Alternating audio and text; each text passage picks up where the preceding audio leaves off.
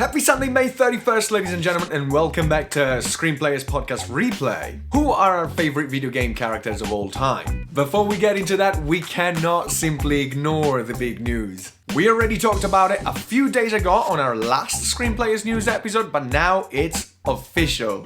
PlayStation tweeted this little video on Friday evening here in the UK, thus confirming that we are going to get more details about the PlayStation 5 this coming Thursday, June 4th at 9 PM here in the UK, 10 PM Central European Time. We are going to go over this a little bit more in details on our next ScreenPlayers news episode, but Sony made clear that this Thursday event is going to be about games. We cannot wait to actually finally see what Sony will pull out of that hat, because what we've seen from Microsoft so far is actually very appealing. As usual, you should subscribe to our channel for all the latest and best news about Xbox and PlayStation, as well as some fun and banter about the video game world during our live podcasts. With the latest news out of the way, I will leave you to who are our favorite video game characters of all time. How's everyone? All good? Hi. Good, thank you. Yeah, doing fine. Doing quite fine, besides my computer playing tricks on me. Rick, we didn't have you last week. How have you been? What's up? Good, thank you. My mother is a year older, so that's a very nice thing. Yes. Happy birthday to her. Happy birthday, Susan. But yeah, all good. Yeah, all good.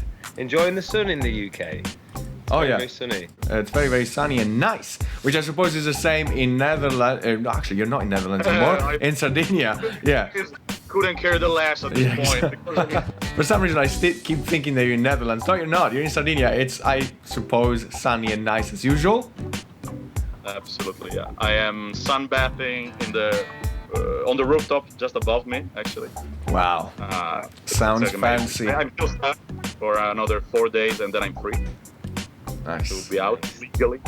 And I'm also thinking that it might be super sunny and hot in Madrid. Wouldn't it? It is sunny and hot. It is, yes. Nice. Perfect video game weather. Perfect video game weather. That's it with the weather.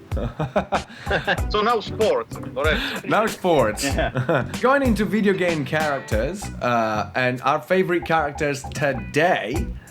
And you know what? I'm just gonna have that, Daniele up top. I'm trying to come up with a cool name for you with this mustache this week. I can't think of anything straight away. Maybe Zorro. Freddy. You can call me Freddy. Or Zorro. I like Zorro better. That's it. Well done. Who's your favorite game character? Why? Who and why? Good question. Thank you for asking, Lorenzo. So, let me think. When does this footage start, Loren? When the footage starts, when you start talking about, when you say the name. So, I think my favorite game character is Joel. The Last of Us. Seamless, absolutely seamless, guys. Look at that.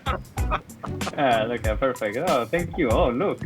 So yeah, so my favorite character of video games is not like without any doubt, but I think it's fair to say it's Joel from The Last of Us. Yeah, great. It's actually difficult to say why. Okay. It's my favorite without doing spoilers. Okay. It's actually difficult, but I will try. Okay. Try your best. We don't know we don't want to spoil anything. Ideally. So I think that I frequently find characters from gaming, from video games quite. I mean, they suffer of shallowness. Okay, especially action video games. Okay, they suffer of that. I mean, it's something almost systematic. Okay, a lot of attention is given to maybe the gameplay and the action and so on. But less attention is given to build the character, okay, to build the character psychology and profile. And most of all of them, let's say, they are quite stereotyped. They are very, let's say, standard heroes. Okay, just without any sin, just like they go, they fight, they win, and they are for the good, and they fight the evil, blah, blah, blah. Things that we've been hearing for the past, I think, probably 10 centuries. Okay? Yeah. So, with Joel, it doesn't work. I can tell you this, okay? So, not that it does not have, let's say, some stereotype hero things, okay, features, let's say, but he's sort of an anti-hero on a sense, and he's a lot of an anti-hero, especially let's say towards the end of the video game. Okay, so I like how Naughty Dog described all the characters that are part of Last of Us very, very, very well, psychologically building a past that influences the present that you are playing, okay, and influences also the future decisions. Okay, so The Last of Us is not a decision-making game, like other games, like typically either graphical adventures or GDR RPG, sorry, where you can actually influence the story by making choices. The story here is well written. You are more like a spectator of a movie. Thing is, you might not like Joel. You just might not like him. It is that sort of character that the decision that he takes towards the end of the story or throughout the whole story, you might just not like them. It's like, why? No. And this is why I actually like it. Because it's not so predictable, and it doesn't have that shallowness, let's say, that most of the characters in video games suffer from. Yeah. Pretty much. Do you agree, Rick? You played it, right? I played it. I think Joel is he's one of my favorites. It was a choice between Joel or the one I picked for this. Oh, okay. So yeah. So this is I think you're so right.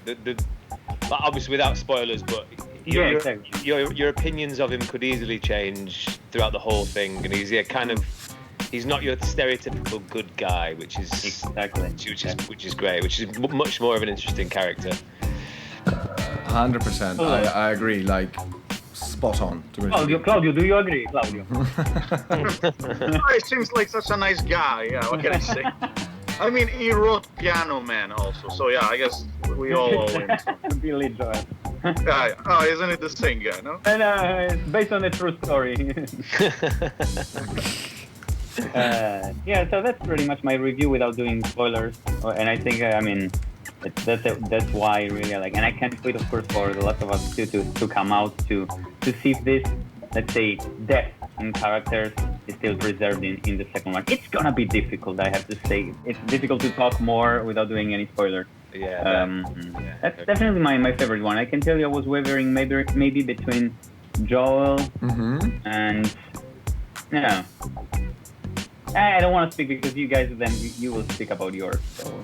Okay. Well, I mean, my 2 cents about Joel is obviously I was very indecisive because I actually wanted to get Joel myself, but then you thought of Joel as well, and I don't know. I thought of someone else. We'll obviously talk about it later on. I agree, spot on. He's not your usual hero. There is a relationship, obviously, between him and Ellie that develops throughout the game, and I don't know, I'm trying to stay away from spoilers here, of course. It's difficult, it's complicated.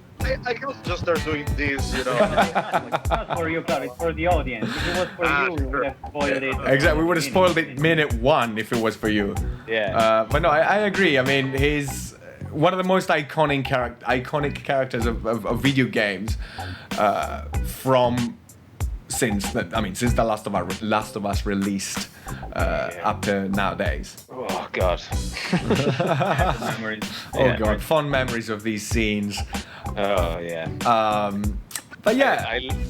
I literally want to model myself on Joel as well. Like maybe not in his actions, but like in his looks. If I could look a bit like Joel, I would do it. Yeah, that would be great. I'm sure. Wait another few years, get a few greys in there, and you'll be. Yeah, that's the dream. Well, right. So then, actually, Rick, now that you're speaking, who is your favorite character and why? my favorite character is Kratos. Oh, it wasn't as smooth. Oh, there it is. When you first asked me the question, who's my favorite character? There was literally, I thought I would pick somebody different, but actually this was the only person I could really think of that, and I thought, yeah. So I love Kratos. You know, if you've played the first Gods of War, like, you know, I think there was 4 games before. I've only played 3 of them, but they're really good. Like the whole Greek mythology was great. I loved it, and just as a younger man. As like a teenager when I was playing these, it's just like Kratos was just this like violent, bloodthirsty, crazy like guy who, I don't know why, but as a teenage boy, you just absolutely love it. It's just so bloodthirsty. Like, without ruining the story, it's just great. But then you get all the mythology stuff in there, and it was great. And yeah, I just really loved his like journey. Like, but saying that, okay, when you first meet Kratos, and you know he does have a great journey, but the character can be, in these first games, super like one-dimensional towards the end of the series. You're kind of knowing what to expect. Right. He's just this really angry, strong, mental guy. Which is why, wow, that's such a good transition. Which is why when this got out in 2018, it was such an amazing, I mean, it blew my mind. This was crazy because this is him so much more mature, and it's a different mythology now. So they went from the Greek mythology to the Norse mythology, which was such an interesting story and such an interesting place to place him.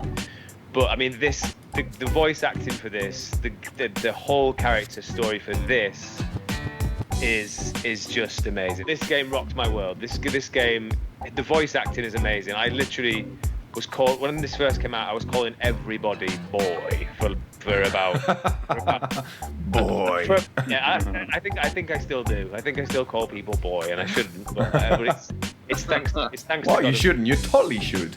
Yeah. But even if they were girls. Yeah, everyone. Yeah, even if they're girls. Everyone, just boy. Everyone's a boy. But okay. The journey that Kratos has gone on from his first games to this storyline was just so epic and just so different, and he just got much more of a depth to him in this. Like what you still loved about the first games, like the violence is still there.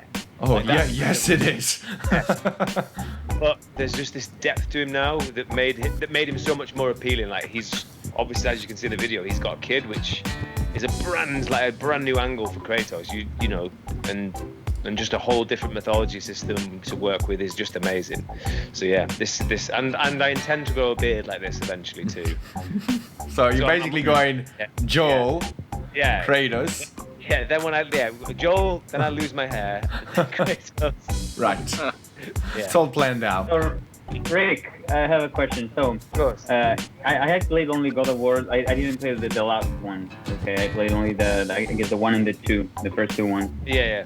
And I have to say, I was not a big fan of it, but I heard that you become a real emotional fan when you play the last one. Is it true?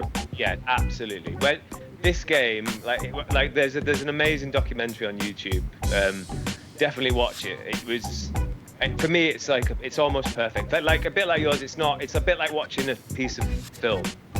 Okay. It's not an RPG. You know, you can improve your weapons, you can improve your thing like in everything, and there are loads of side quests you can do. But the story is narrative. And as well, there's a good thing about this game. There's no like loading up screens. Like the load screen is it's like one big cinematic. It's so good. True. It's so good. But you play this game, you'll fall in love with it. Absolutely. Okay. Thank you. Will do. What I think. I agree with Rick. The documentary on YouTube, by the way, it's absolutely fantastic. It's with Cory Balrog, which is the creator of Kratos, and it basically answers your question, Danny. It's basically about how did we get, violent, not very deep characters such as Kratos, and elevate him in this new God of War. being obviously this Sony studio, Sony Santa Monica, they always, as Rick said, they always focus on delivering that cinematic, story-driven AAA experience. I have not finished it, by the way. I'm still playing it. I have not finished it yet. I'm like, sporadically open it and, progress, and then I'm not going to touch it for another month. But I have to say, there's one thing I love about this game is exactly this, the Leviathan Axe, which is... Oh god, so good. Yeah, which is, in terms of how it feels, Danny, that weapon feels kind of like Jesse's telekinesis. Because you throw it, and then when you press... Right, when you press triangle again, then you just feel it coming back into your hand. It's actually pretty cool. Yeah, it's like a boomerang. Yeah, pretty much. It's kind of that effect. When this happened the first time, when this happened, you see, I screamed at the TV. I actually screamed at the TV when you get the giant serpent. That scene. I was like, what? Or the turtle also. I was like, this is so creepy. That's the thing. It's such a beautiful looking game as well. It is just a really beautiful looking game, and that's so true. Like they really tried to ground it. They thought, how do you ground such an amazingly violent character? Well, give him a son and make him struggle being a father. You know what I mean? It's so great, so good. Yeah, agree. Are you inspired also by Rick? Are you inspired by the parenting of Kratos also? Do you think that's the proper way to bring up your son? Yeah, If I have kids, which I won't be doing, but if I have to look after a small person, I'm gonna make them hunt a deer and kill the deer. Call him boy. Yeah. If I do have a child, and even if a girl or boy, I'll just whatever. Yeah, come boy. Good. I am stoked for your future daughter. She's gonna live a happy life. Oh yes. Sorry, Claudio. Did you want to say anything about the God of War series? Because I know you probably play the old ones. I played the first one. I played the very first one. Yeah. I loved it. And actually, if I may start, this is a nice transition to my favorite character. Bingo. That's right. Because indeed, I could have picked Kratos. I was undecided between several characters, as you may know. One of them was Kratos, indeed, and another was Ezio Auditore. By the way, that's the correct way of pronouncing it in Italian. If you all at home were wondering. But I eventually picked, I think, the putative father of all of these characters. Because there would be big words here. Big words here. No Ezio Auditore without Dante. This guy. Dante is my choice. Now, it may seem as a shallow choice, like almost, unidimensional character, you may say. He's clearly the only good guy. The only good guy in this series. Like, he's always surrounded by demons, monsters, devils. Right. His brother, Virgil, is also so nasty. But the thing is, I was so freaking hyped by this game. I remember buying Resident Evil Code Veronica for PS2, and I didn't even want that game. I didn't particularly want it. I read reviews and they said it's alright, but it's not as good as Resident Evil Nemesis. I think Daniel is cringing inside at this very minute. However, that beautiful copy of Resident Evil Code Veronica had that bit of Devil May Cry. And I'm not even kidding, I played that demo more than the actual game. I also finished Resident Evil Code Veronica. But no, I was super hyped. I remember thinking, whoa, this is what the next gen should look like. It seemed to me so frenetic, so quick. The way he starts sequence of combos against the enemies, I thought that was so sick.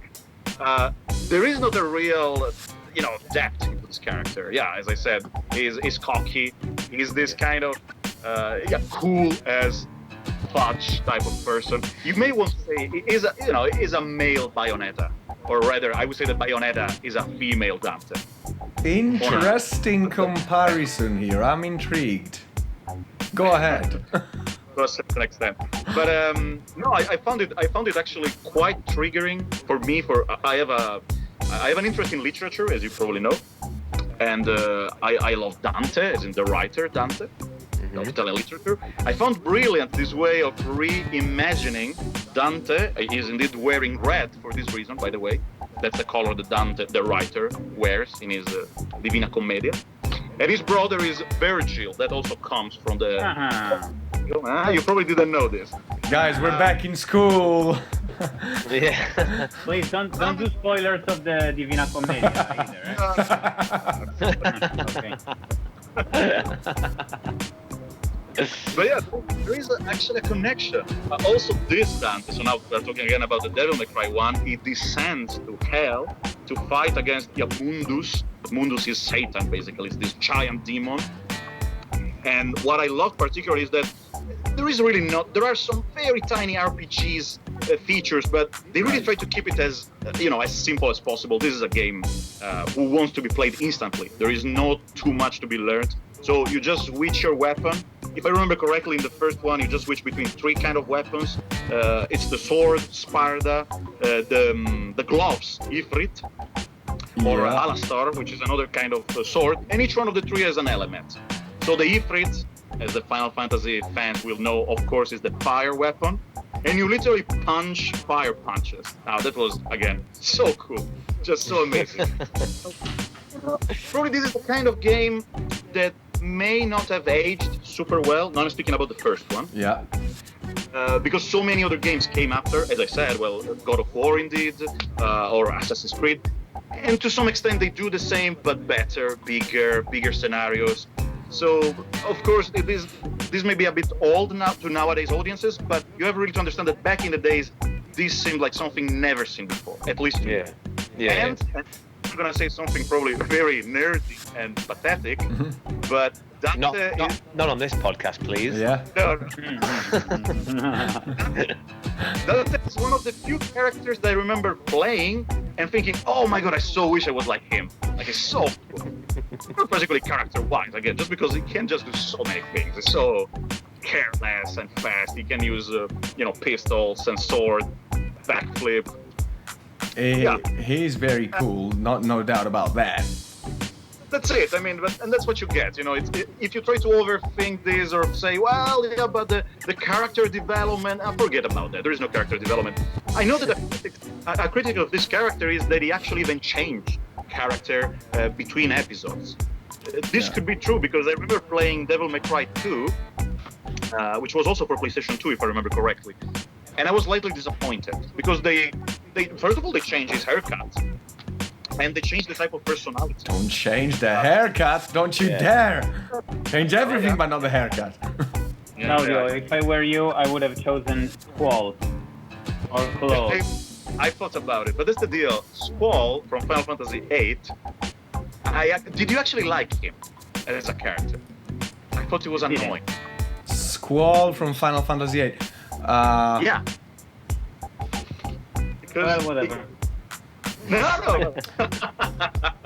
I mean, I'm disappointed, Claudio. I wouldn't consider Dante the character of the millennium, if you allow me. Honestly, I wouldn't. Okay. That should be a segment every week. It's gonna be. No, it's interesting that you say this because now I'm curious. And not that you say that he's not the character of the millennium. Sorry, I'm gonna go a tiny bit off topic here, but did you actually like Squall? So from Final Fantasy VIII. By the way, before you answer that, this is Dante nowadays. Sorry? Before he answers that, this is what you guys seeing right now is Devil May Cry 5. So Dante in modern days, basically. So he was the brother of Geralt of Rivia, right? Didn't know it. Yeah. I like what they did here. Actually, this was a bold decision. Devil May Cry 5, if you wish, it's actually a reboot of Devil May Cry. Yeah, the series. It's a soft reboot, pretty much. Yeah. But the scenarios are similar to the first one, so it has a great value for people like me, for people who loved the first one. I actually played Devil May Cry 5 fairly recently. I mean, once again, graphically, impressive game. Gameplay-wise, yeah, you can do all sort of cool tricks and, have great weapons. You've got the Sparta sword still. You still can throw those flaming punches. Now Dante has a motorcycle and you can just split it in half and use it as a chainsaw kind of thing. So it's really over the top. But I don't know. That's it, right? As you said before, the story, forget it. Character depth, forget it. Which is fine if you're after that experience, but the thing that I didn't like, that maybe might have been fantastic for you, I don't know, was the actual sequence. Like, it was basically button mashing on my controllers. Like, my thumb literally hurt after playing Devil May Cry 5, because like going crazy with the buttons to do all the combos. And one thing that actually stressed me out is that you're rated. Like, whenever you do those combos, you get a rating. To dull, to cool, to super fantastic, or super awesome, whatever that was. I remember there was Bravo. Maybe. It was stressing me out, man. I mean, because every time, like, for example, that's a D right now. You see that D or C, and that C is crazy. Yeah. Whenever I was seeing that D, I would get stressed. I'd be like, whoa, hang on a second, I need to get a better rating. And then I would just go for more combos and stuff. And that was like, hang on a second. Yeah, like, am I going back to school here? Am I being like, like, That's it, Lara. I got all A's, that's why. Yeah. Well, that's the thing. This is kind of like when Rick was talking about Red Dead Redemption. It's badass. Oh! I swear it was Bravo in the first one. Yeah, it was badass, Savage. Yeah, but I'm thinking of in the original one it was Bravo. Yeah. And this is actually this is so embarrassing, but I was excited that it was an Italian word in my head. Ah, okay. So they were literally telling me Bravo, and I was, oh, what? I don't know, this rating thing didn't work for me. It actually got me stressed more than anything else. Lara, this is so interesting. I never thought about it, but it's true. I understand what you're saying. Not in this game, but I remember games in which you receive a grade.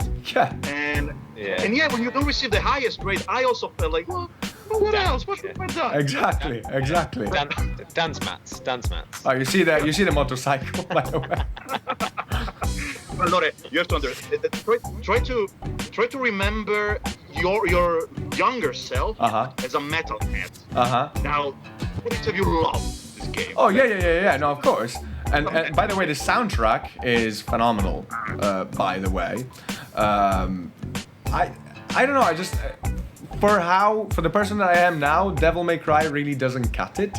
But yeah, sorry, Danny. Did you wanna then ask your question about Squall?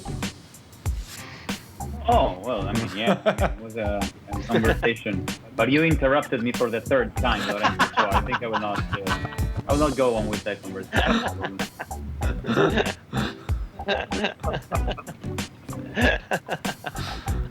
No remorse, of course, I mean. Friends like ever. Alright, well, if we're not talking about Squall, I'm gonna move on with my character.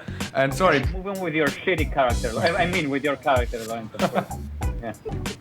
Yeah. Sorry, before I go into that, Danny and I discovered something this week. This is like so late because I got triggered by when Rick said Greek mythology. For those of you who like Greek mythology and didn't play Assassin's Creed Odyssey yet, and I'm talking about PC gamers, so unfortunately this is not possible in any other console. But if you go on the Epic Store right now, the game is actually on discount. So I think we're talking about £16 in the UK. Not only that, but when you put that game into your cart, for some whatever reason, Epic adds a £10 discount. This means you can get Assassin's Creed Odyssey for £6, which in Europe is €9. That is. Thank you, Epic. Thank you, Epic. That is a steal. So, do you think that there is a connection between, like, the fact that Assassin's Creed Odyssey is sold by Epic? I don't think so. I'm this close to shut his video feed right now. Well, you just drank poison, right, for my joke. Yeah, I tried to I kill want to myself. die now. I want to gradually fade away from this life. Yeah. Right. I had the same problem as probably all of you guys. There was like so many interesting characters, so many choices. You got Joel on one hand, you've got Kratos on the other. You know, Dante is still a valid choice. And I was also thinking for myself about, you know, Geralt of Rivia. I was thinking about Aloy from Horizon Zero Dawn. And these are from the top of my mind, these are the ones. But then I had to go with my old self as a kid. And for the second time, I had to pick her. I had to pick Lara Croft. Lara. I mean, ladies and gentlemen, the character was created in 1996, and this was the first ever Tomb Raider. I don't know, I guess I never realized it since Claudio pointed it out when I was talking about Tomb Raider, but it is true, Tomb Raider can be considered one of the first games where there was a woman, a girl as a protagonist. And nowadays we take these things absolutely for granted. They're absolutely normal, thank Christ. But once upon a time, it wasn't. So I'd say, you know, Eidos and Core Design did a great thing by choosing Lara, this gorgeous character who's basically well-rounded. Because if you think about it, she is super smart. She's super intelligent. She is brave. Like, she knows how to fire whatever weapon you put in her hands. And she risks her neck exploring tombs and killing both animals and bad guys. I mean, I'm sorry, but I've got a feeling that by this description, pretty much, if you think about every other character, will fall short here. Or am I just a fanboy? You've seen Super Mario. I He mean, does all those things and more. does he? Does he? I don't know. Yeah, and you know, and she's a noble. She's a rich person. Hang on a second. Boom. That's where Mario is a plumber. that is where Mario is a commoner. that is where I wanted you. I'm sorry, but Lara was, as you said, right? She was wealthy, right? She was an aristocrat. She apparently, I didn't know this, but I read a bit of backstory, and apparently she was betrothed to the Earl of, I don't know, Abingdon or something like that. So she threw. I knew it, yes. Right? So she threw all of that away to go and shoot at wolves in tombs. Like, Right. I'm sorry, but That doesn't paint her as a good person. that makes her a good person. Like, I'm sorry, but like, you know, you're Lara Croft. You just threw all your wealth away, and then you just go and live your life exploring these crazy tombs and The biggest killing bad bullshit guys. I've ever heard, actually, this thing. You could always go back to your mansion with your butler and so on, which, by the way, I like more than Lara, her butler, to be honest. We are. Actually, I was wavering between Joel and Lara's butler. That's my favorite character. Lore, among the many things that Lara can do, you forgot to mention she can lock her own butler. In the freezer. Get away with it. That is right. Plus, you know, I mean, obviously I'm attached, honestly, I am attached to the old version of Lara. I grew up with these games. But obviously, Lara Croft and Tomb Raider still exist. I mean, that the series was rebooted and we saw Lara developing and growing as a character, and we sort of like discover some more we have some more insights, right, about Lara and Lara's life and who is she, and we could see a compassionate Lara, a good friend to Jonah Lara in the last 3 Tomb Raiders. Plus the exploration, you know, like the thing about going into exploring ancient ruins, like an Indiana Jones type of characters. I just always find that fascinating. You could probably say, you know, as a kid, you could have, I mean, I could have wanted to be maybe a Superman or a Daredevil or a Super Mario, but no, I actually wanted to be Lara Croft. Oh, you wanted to be a woman, though. Yeah, pretty much. Yeah. There's still time. Yeah. We live in a very open-minded society. There's still time and a bit of surgeries that I would go to. Yeah. Never say never. Right? But I don't know. Any other? Am I the only Tomb Raider fan over here? No. I've got a soft spot for Lara Croft. Of course I have. Like I think Tomb Raider might have been the first game that I ever played actually. Okay. To be honest with you, I really do think it might have been that. Like I think I was not very good at gaming, so it was probably too advanced for me back then.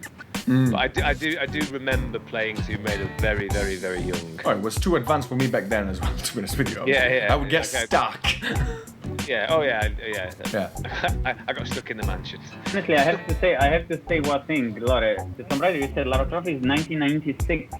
If memory serves me well, the first Tomb Raider should be 1996. Okay, well, I think that Jill Valentine, same year, or even around that time. I don't think so. No. I don't know. Let's have a look. The thing is, Danny, even if it was true, Jill Valentine was not the only playable character in Resident Evil. There was also... Oh, you're right. No, you're right. Resident Evil March 22nd, 1996. Tomb Raider was... Oh, come on. Tomb Raider first game. Tomb Raider was 25th of October, 1996. That's the initial release date. Boom! Well, this is my mic. Look. No, but I stopped you there. No, but you're right, Claudio. You're right. Main character was the co-protagonist. Also, that's true. But also, I have to say also that playing with Jill Valentine was easier than playing with Chris Redfield. This might make the audience feel that playing with a girl is, you go easy. If you want to play the What do you mean? What do you mean easier? With a girly character, it's gonna be easier than playing with, Well, the thing is, the sentence is not clear to me because the way you describe it could just as well be that playing with Jill Valentine was easier because she was so badass. Yeah, but it was easier in terms that you had more bullets and you had more guns. So. Okay. Well, there you go. So Lara, I'm still picking Lara. And I'm gonna agree with myself of a couple of episodes ago. Right. I honestly think, I don't have research, I don't have data which confirms this, but I do think that Lara did more for feminism in media, at least this form of media, than anyone else. So I don't know if she did much for archaeology. I really don't know. Maybe not. Or animal rights for that matter. Probably not for animal rights. Probably not. Yeah. But yeah, this is Lara nowadays. Obviously, she's been remodeled and all of that. And this is, by the way, Shadow of the Tomb Raider, still a good game. Not my favorite, and I'm still attached to the old Tomb Raiders, but hey, still a good game if you want to pick it up and play it. By the way, there's a comment, what about Nathan Drake? 100%. And it was among my choices because Uncharted, Naughty Dog, literally my favorite studios among some others. But let's face it, there would be no Nathan Drake without a Lara Croft. No, that's true. Totally right. So yeah, that's where that's my rationale behind the Lara Croft choice. Fair enough. I like it a lot. I am still surprised you didn't pick your good old friend Jerry. Geralt of Rivia. I was look, to be honest with you, when we're talking about Geralt, Joel, Lara, Nathan Drake, and Aloy. Crash Bandicoot as well, don't forget him. Crash Bandicoot. No, actually, lie. Sis. Arthur Morgan. I'm gonna throw Arthur. With a lot of depth, emotional. I'm gonna throw Arthur Morgan in the mix here, to be honest with you. Which is, for those of you who don't know, Red Dead Redemption 2. From Tom and Jerry. Look, Geralt would have been definitely is one of my favorite characters of all time. You was, sorry, Danny? No, I understood that Jerry was Geralt. Only now you're Worst really character talking ever. about Kratos. Okay. Worst character ever. Worst character ever. With all... Elaborate on that a bit or not? No. It's just a statement. Doesn't need any... He doesn't deserve me to elaborate any further. And that's all for today, ladies and gentlemen. Once again, the appointment with ScreenPlayers News is on Tuesday, June the 2nd, where we'll do a final roundup of what can we expect on the Future of Game event, so the PlayStation 5, as well as analyzing some persistent rumors that Sega is about to drop a big announcement. And we'll discuss what Microsoft has unveiled about the latest features in terms of backwards compatibility for the Xbox Series X. Have a great rest of your Sunday. This week is going to be very exciting, so see you later.